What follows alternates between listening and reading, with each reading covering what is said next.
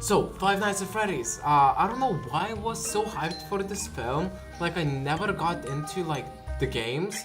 Even though I played a little bit, but I wasn't obsessed with them. And I was really into the YouTube era where, like, Markiplier was playing the Five Nights at Freddy's games. And even I was obsessed with Markiplier, but I skipped those videos. I don't know why, it was never my cup of tea, but I was so hyped about this film. Like, and the film is actually not that bad. I kinda enjoyed it. The rating is not the best, but the hype is real. We get a great opening scene with this security guard escaping from the animatronics, and later on I found out that it should have been Markiplier, which, holy shit, that would be the first time made noise in a cinema of like seeing Markiplier. That would be so cool. But no, it's this random security guard, and he is escaping from. Guess which animatronic we see first in this film called Five Nights at Freddy's? Which do we see? It's the fox, and it makes a sound that like I would imagine Freddy makes. But sure, it's the fox. So yeah, overall, scene has great cinematography and sound design. I really like that. But he gets killed in like a saw-way trap, which, oh my god, I love it so much. But they cut off when they are about to like show blood to get like a better rating, but come on, it's a horror film, just do a little blood. So we wake up with Mike, and he lives with his little sister Abby, and the age difference is wild, but I guess they wanted to show his more father figure. But he works as a security guard. Wow, what a coincidence. But not for long, because he beats up a guy because he thinks he saw a kid getting abducted, but no, later he finds out it's just his dad. And holy shit, I don't know why I hate the scene so much. I don't know, it gives me the feeling, not like cringiness, but like the ache. It's just like he beats up the guy so unnecessarily bad while his kid is like crying. I wanted to turn off the film, but the film has a lot of layers. Like, he's obsessed with dreaming, and like we constantly see this book of like dreams. He like takes sleeping pills. We see a poster of like the woods on top of like his ceiling. And we're obsessed with dreams because his brother got abducted when he was a child, and he goes into the dreams to find out who took him. That's not how dreams work. Goes to this dude to find a job, but the only job he could do, because he got fired from all his previous jobs, is like to work at this pizzeria. But he can't do night shifts because, you know, he's obsessed with dreaming. So he declines the offer and goes to sleep. Can we just go to the pizzeria, please? Stop dreaming of the woods. So the aunt wants to take the child. After what he did to that poor man, I just...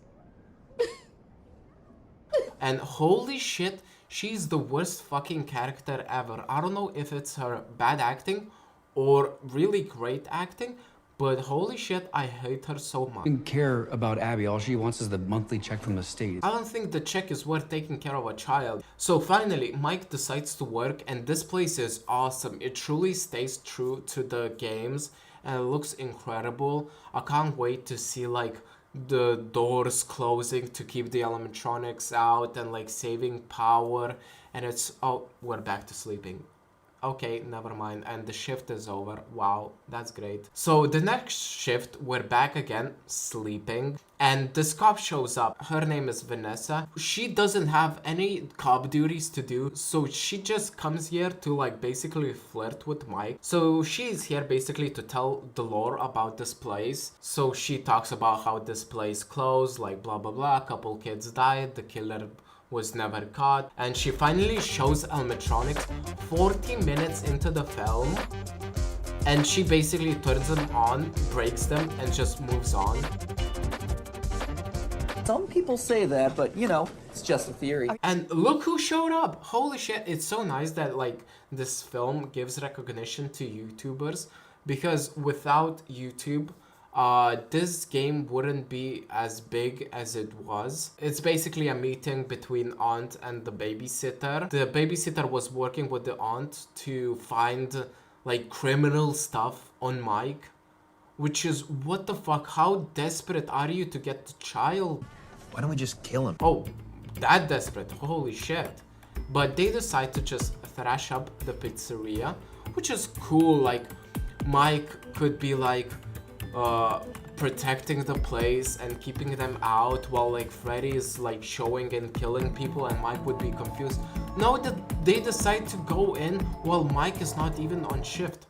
What the fuck? How is that Mike's fault? You know, it even more embraces the fact that like this place needs a security guard and maybe with a higher salary to deal with this shit. But I guess they wanted Mike to remain clueless for even more time. So the hooligans die in a very fun way. Like this one guy just gets eaten by a cupcake and the biker looking guy just screams like a little girl. But holy shit, I hate the cupcake. Like, spoilers alert, like the animatronics move because kids' souls and bodies are stuck in the costumes. But what about the cupcake? There isn't a child in there, and like it moves so weird, it jumps all over the place. So basically everyone dies, and then the babysitter is tired of waiting in the car, so she shows up. Why would you show your face near the property? Mike will just come the next night and see the trash place and then check the cameras and see you. It will connect to everyone and you'll get fucked. But no worries, Freddy takes care of her by just eating her. I don't know how did she fit in the entire mouth, like when barely an arm could do. So the next morning Vanessa shows up at Mike's door. How do you know where he lives? But I guess she did like stalking cop edition, and she talks about like how someone broke into Freddy's place, and then Mike was like, but it's not my fault, like my brother was kidnapped like 20 years ago and now I have to sleep every time. Cool dude, she doesn't give a shit. She should be on duty and doing cop shit rather than talking to you. But she throws out his sleeping pills. Can somebody call the cops on her? She can't just throw out property. So before work, the babysitter doesn't show up. I wonder why. So Mike takes Abby to the workplace and finally we can see some awesome shit. He goes to sleep. Okay, never mind. So Abby wakes up to explore the place and she finds Freddy and she's cool with them. And then when Mike wakes up and he hears her scream, he comes here and they're just tickling her.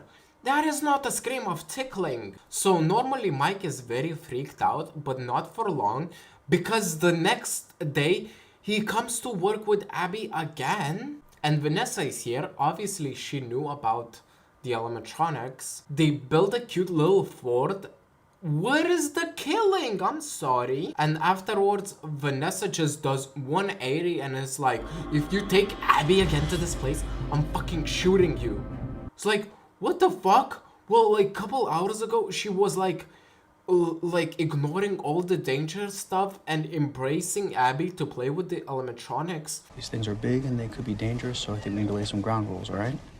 Vanessa, what do you think? I think we could use the tables for the fort.